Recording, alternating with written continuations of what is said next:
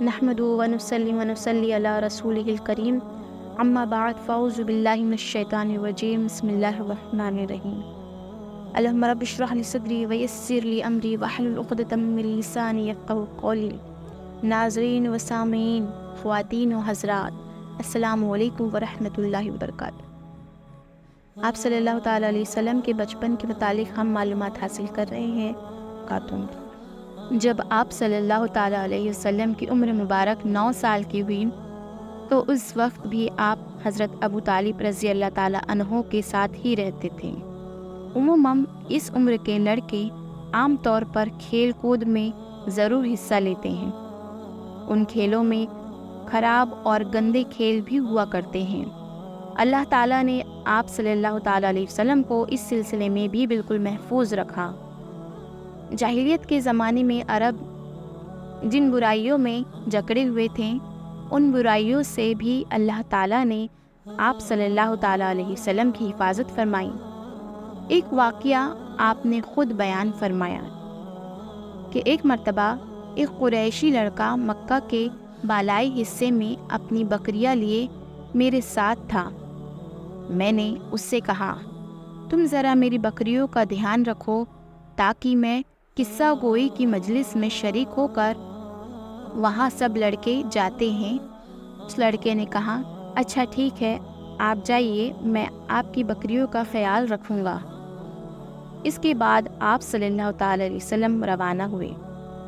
آپ صلی اللہ تعالیٰ علیہ وسلم فرماتے ہیں، میں مکہ کے ایک مکان میں داخل ہوا تو مجھے گانے اور بجانے کی آواز سنائی دی۔ میں نے لوگوں سے پوچھا، یہ کیا ہو رہا ہے؟ مجھے بتایا گیا کہ ایک قریشی کی فلاں شخص کی بیٹی سے شادی ہو رہی ہے۔ میں نے اس طرف توجہ دی ہی تھی کہ میری آنکھیں نیند سے جھکنے لگی، یہاں تک کہ میں سو گیا۔ پھر میری اس وقت آنکھ کھلی جب دھوپ مجھ پر پڑی۔ آپ صلی اللہ تعالی علیہ وسلم واپس اس لڑکے کے پاس آ پہنچے جو آپ کی بکریوں کی حفاظت کر رہا تھا۔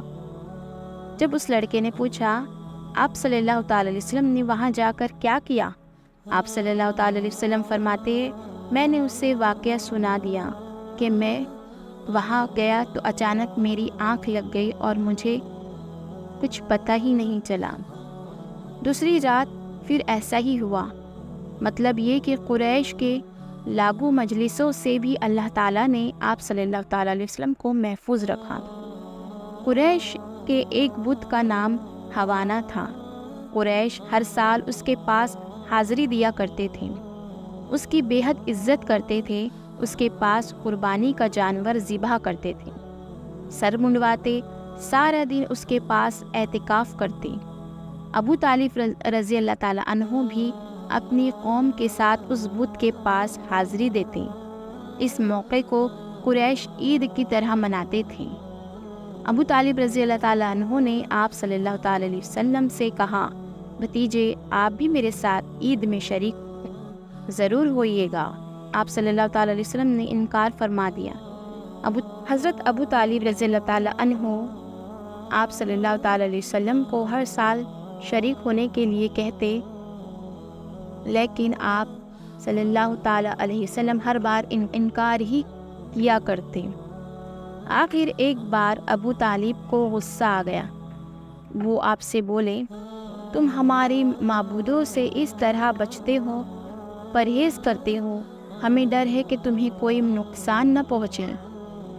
انہوں نے یہ کہا، محمد آخر تم عید میں کیوں شریک نہیں ہوتے؟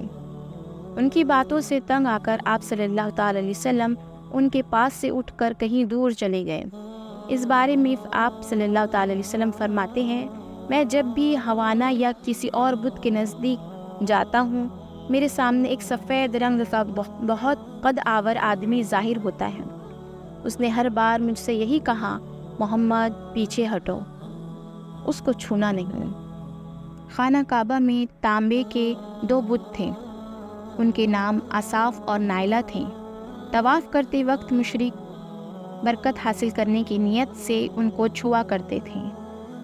حضرت زید بن حارثہ رضی اللہ تعالیٰ عنہ فرماتے ہیں ایک مرتبہ آپ صلی اللہ تعالیٰ علیہ وسلم بیت اللہ کا طواف کر رہے تھے۔ میں بھی آپ صلی اللہ تعالیٰ علیہ وسلم کے ساتھ تھا۔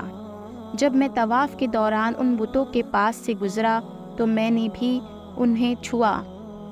نبی پاک صلی اللہ تعالیٰ علیہ وسلم نے فوراً فرمایا ان کو ہاتھ مت لگاؤ۔